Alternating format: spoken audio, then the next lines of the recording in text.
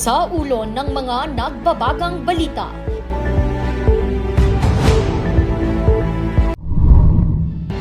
Peking litrato ng nawawalang Cessna plane sa Isabela kumakalat sa social media. Pagtatapon ng basura sa itinakdang oras, hiling ng GSO sa publiko. Electric scooter sagot upang maibsan ang mabigat na trapiko sa Baguio City. Bagong tourism branding ng Sagada Mountain Province ipinakilala. At Bambanti na gawa sa daing nasapsap bumida sa Bambanti Festival sa Isabela.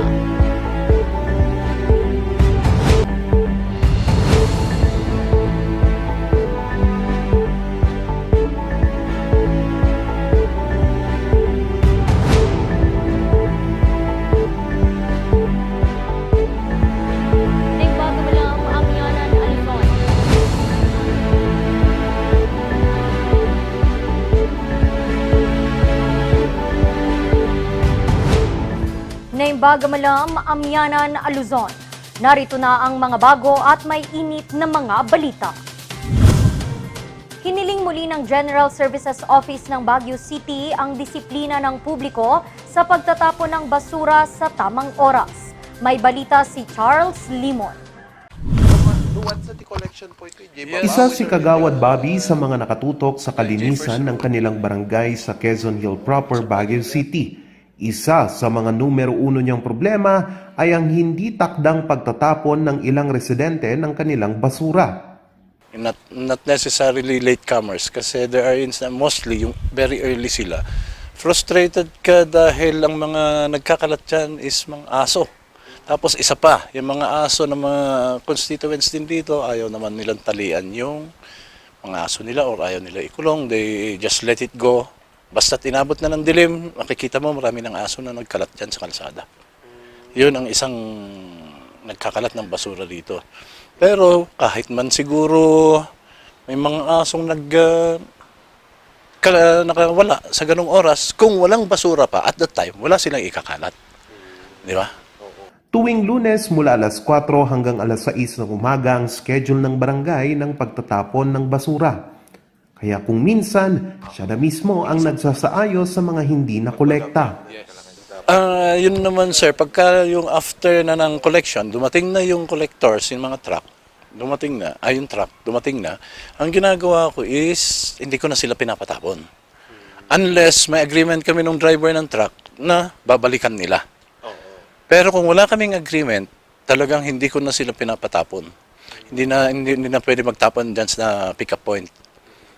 Ito din ang himutok ng General Services Office ng Baguio. Wala na, nakuha na yung basura, tapos magtapong ka uli. Bawal yun dahil we'll be spending so much resources na babalikan yung isang basura na dahil hindi ka sumunod sa schedule. Meron tong schedule. Ang mga barangay officials, alam nila yan.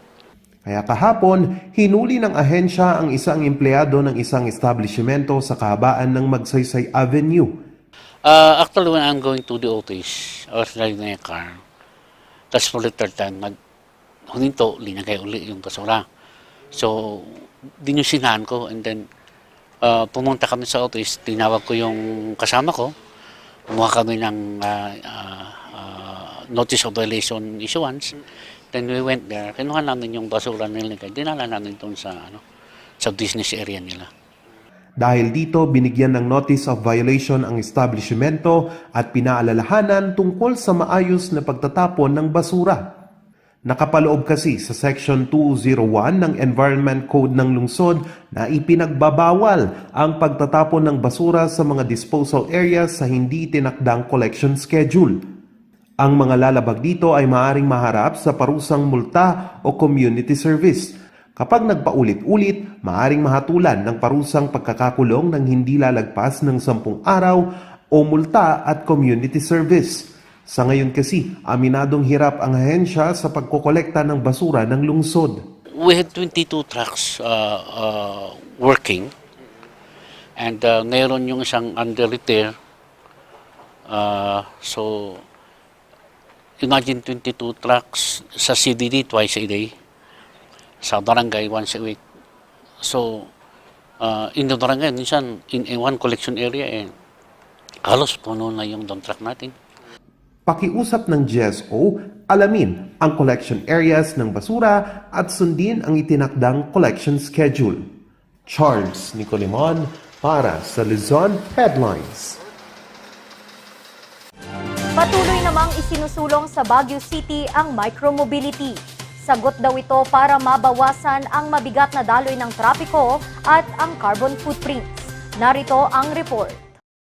Malaki raw ang pinagbago ng pagbabakasyon sa Baguio ayon sa turistang si Eric.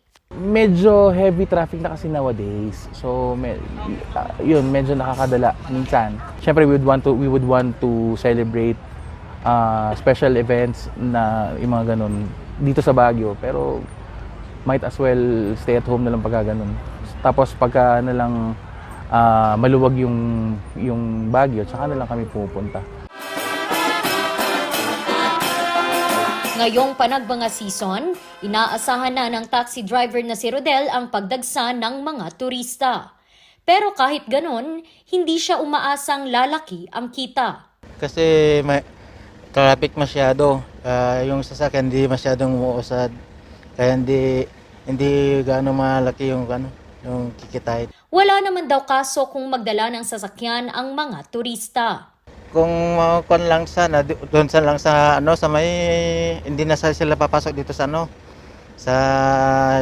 sa town sa sentro para hindi masyadong magkaka-traffic. Isinusulong din ngayon sa Baguio ang micromobility gaya ng paglalakad at pagbibisikleta para mabawasan ang mabigat na trapiko at pati na rin ang carbon footprints na nakasasama sa kalikasan. Kaya ang isang bike shop sa Baguio naisip na simulan ang e-scooter rentals. Instead of the tourists getting their cars and everything, di mas maganda na lang na mag-tour sila using a bike kasi nagpaparent din kami ng mga e-bikes, and our new staff is the scooter. And para to avoid the traffic na lang kasi we have a shared lane naman. 2 oras na iikot ang e-scooter sa mga pasyalan sa Baguio depende sa kukuning tour package. Kumpleto rin ang safety gears para sa mga magrerenta gaya ng helmet, knee pad at elbow pad. We have a very strict guidance and we have a waiver and lahat insured. Lahat yung mga magre-rent, they are entitled to pay a bit for the insurance. Ito yung power niya. So, this is the power. May sinusunod din silang age limit at bago ang tour ay magkakaroon muna ng mga oryentasyon. Makakasama rin nila sa bawat tour ang mga guide na nakasakay din sa scooter. Sa ngayon ay 4 pa lamang na scooters ang kanilang paparentahan kada weekend. Bukas naman ang scooter rentals para sa mga residente lalo na mga estudyante tuwing weekdays. Randy Guzman para sa Luzon Headlines. Iba't ibang landscaping ideas naman ang tampok sa Panagbanga 2023.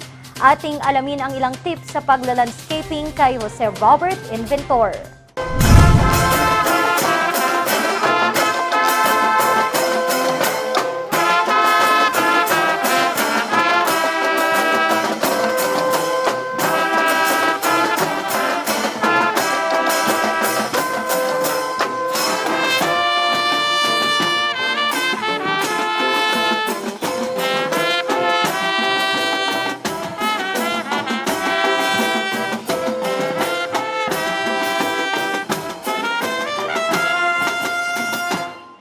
Muling nagbalik ang pagdiriwang ng Panagbanga sa Baguio.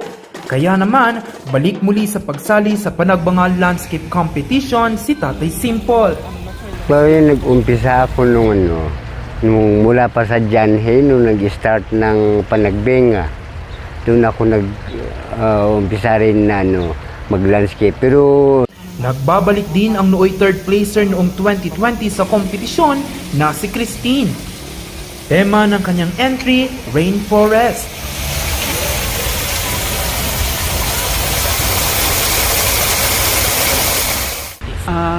Sa sa amin naman na sanay nang gumagawa ng ganito, hindi naman siya mahirap. Ang mahirap lang yun yung paano kung anong gagawin mong design. Halos 2 linggo ang kanilang binuno upang maihanda ang kani-kanilang mga obra. Bawat halaman, mabusising pinag-aaralan kung saan ilalagay. May kang halaman pero pag pinaghalo-halo mo, masama tingnan. Pero pag sila ay organized ng lugar nila, kahit na gaano karami, maganda pa rin. Mahalaga rin umano na malagyan ng pataba ang mga halaman. Aga sir, sa bahay pa lang, naalagaan na yan bago namin dalhin dito. Kailangang fresh na rin siya. Mahabang pasensya din ang kailangan upang maikondisyon ang lupang tataniman. Kailangan may plant enthusiast ka at saka marunong kang tumingin ng halaman, mag-appreciate para magawa mo ng maayos yung halaman. Habang nagdidilig ka, ganun ginakantahan, kinakausap. Malaking tulong rin ang landscaping sa kanilang pamumuhay. Joy, mahirap talaga sir. Maraming trabaho, mabusisi, pero enjoy na enjoy ka naman. Parang hindi naramdaman ang pagod na ganitong klase ng trabaho namin. Meron sir, kasi habang maski gumagasok ka, at least may naiipon din na mga gamit. Pwede mong i-recycle, gamitin sa susunod na landscape. At saka, kung may kontrata kami, yun din po ang ginagamit namin, yung mga halaman din namin. 2 lamang sina Tatay Simple at Nanay Christine sa 18 entries na nakilahok sa Panagbanga Skates, Landscaping Competition and Exhibition na makikita naman sa Melvin Jones Grandstand. Libreng bisitahin ito ng publiko at magtatagal ito hanggang sa 5 ng Marso.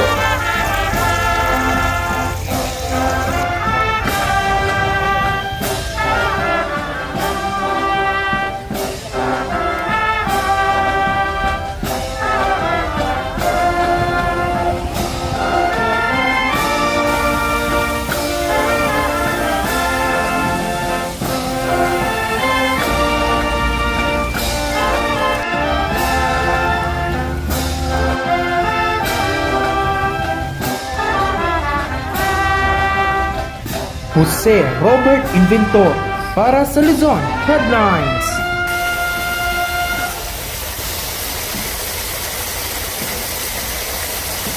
Ang bahaging ito ay hatid sa inyo ng King's Vita Plus Animal Feed Supplement. Alagang King's Vita Plus, kikita ka na, aasenso ka pa.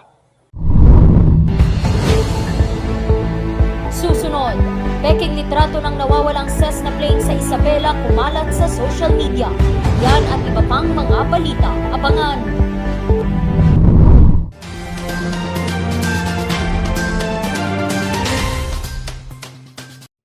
Ano ang Panamox Antibiotic Caplet?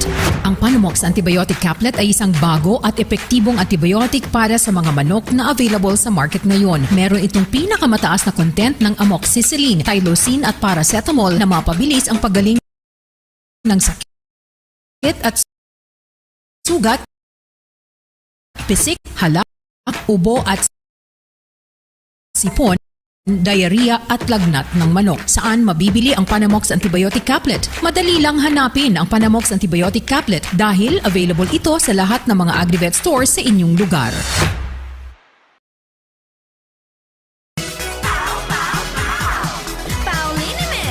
Masakit ba ang likod, ang kasu-kasuan?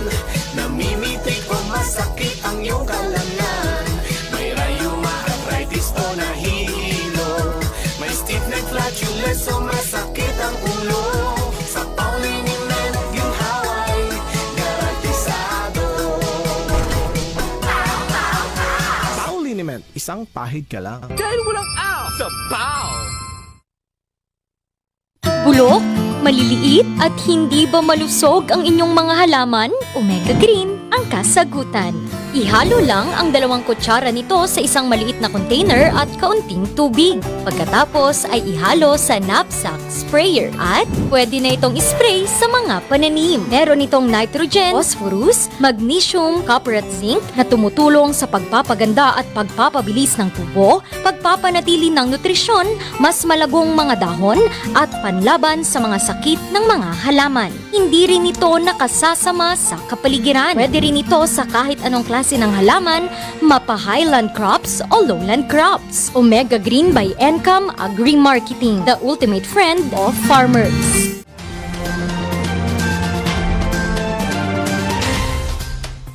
Nilinaw ng incident management team na peke ang litratong kumakalat sa social media na umano'y nahanap ng Cessna Plane 206.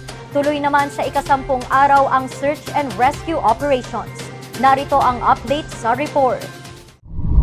Kumakalat ngayon sa social media ang litratong ito. Ito raw umano ang nawawalang eroplano na Cessna 206. Paglilinaw ng incident management team, Pawang walang katotohanan, hindi po yun yung nawawalang Cessna. Ginagamit lang siguro ito para lituhin yung ating mga kababayan, yung ating mga kababayan na nag-aantay ng update sa Cessna. So malayong mangyari po na ito po yung Cessna sapagkat hindi po ito kahawig yung Cessna na hinanap natin. malaki raw ang nagiging epekto nito sa mga kamag-anak ng mga nawawalang sakay ng eroplano. Doon sa pangamba, doon sa mabigat na pagkaramdam, lalong-lalo na yung sa mga kaanak ng mga 6 na lulad nung nawawalang Cessna. Sa ika-10 araw ng pagkawala ng Cessna 206, tuloy pa rin ang mga land at aerial operations. Well, for now sa ating mga ground forces ay nandun pa rin pala dun sa 20-kilometer radius. And the ating aerial team ay medyo hinahapyawan yung outside ng 20-kilometer radius. Kita naman natin doon sa trackings ng flights ng ating mga aircraft na medyo lumalabas-labas sila. Sa ngayon, malaking tulong daw sa search and rescue operations ang magandang panahon. Kasalukuyan pa rin namang ipinagbabawal ng Civil Aviation Authority of the Philippines o CAAP ang pagpapalipad ng kahit anong eroplano sa rutang Kawayan hanggang Makunakon Airport maliban sa mga aerial teams. Hinihintay pa rin nilang mga karagdagan pang aircrafts at ground personnel na tutulong sa paghahanap sa Cessna 206. Randy Guzman para sa Luzon Headlines. Pinasinayaan sa Sagada ang kanilang bagong tourism branding. Yan at iba pang mga kwento mula kay Charles Limon. Nagsimula na ang ika-10 pagdiriwang ng Etag Festival sa bayan ng Sagada, Mountain Province. Sa pagbabalik ng nasabing pagdiriwang, pinasinayaan ng Department of Tourism Cordillera at ng Pamahalang Bayan ang kanilang bagong tourism branding. Ito ang Discover Sagada, Discover Yourself. Nabuo ito dahil sa isinagawang tourism tagline contest ng bayan. Ang nasabing branding ay pinagtibay ng Sangguniang Bayan Resolution No. 07-2023 at ginawang tagline ng Municipal Tourism Office ng Sagada. Inaasahan namang makakapagpalakas ito sa turismo ng bayan na bumabangon pa lang mula sa pandemya.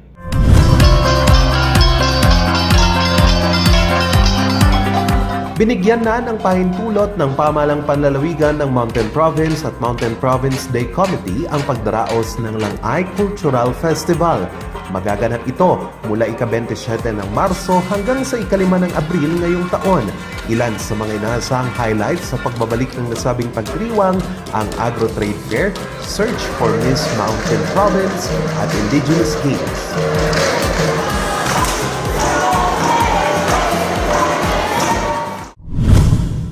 Bumida ang mga nagagandahang dilag sa isinagawang motorcade sa bayan ng Luna, Apayao. Parte ito ng Sports Festival ng probinsya na naitaon din sa pagbubukas ng Siam Festival ng Apayao. Bida dito ang iba't ibang atleta mula sa 10 bayan ng Apayao. Ilang aktibidad ang nakanda para sa pagdiriwang na magtatagal hanggang sa ika-12 ng Pebrero. Charles Nicolimon para sa Luzon Headlines.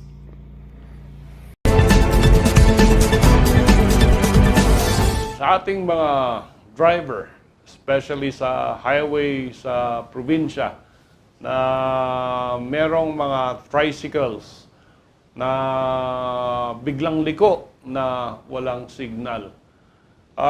Ipaalala po natin na meron tayong Republic Act 4136 and Section 44 nito ay sinasabing signals on starting, stopping, or turning.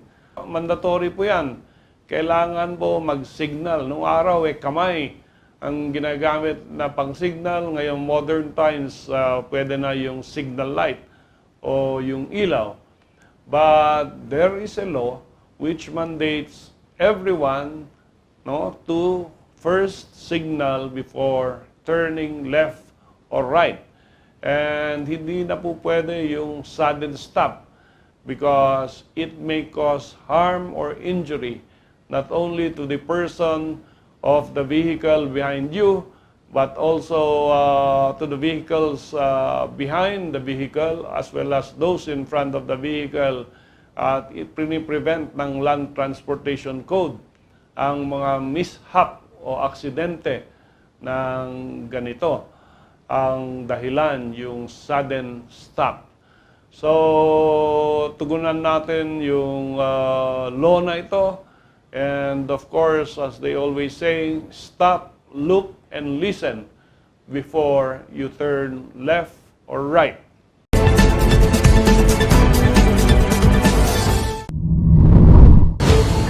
Susunod, Bambanti na gawa sa daing nasapsap, ida sa Bambanti Festival sa Isabela.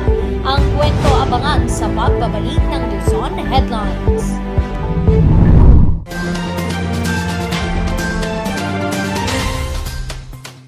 Sa milk ng batang 90s, darat atin ang itrahay. Ang batang 90s milk tea, di ka magsisisi, promise. Sa milk ng batang 90s. Bizarre Music offers a complete line of musical instruments.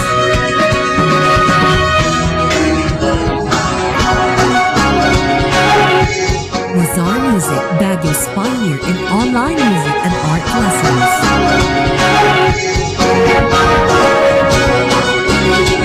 Bizarre Music, bringing music closer to your hearts.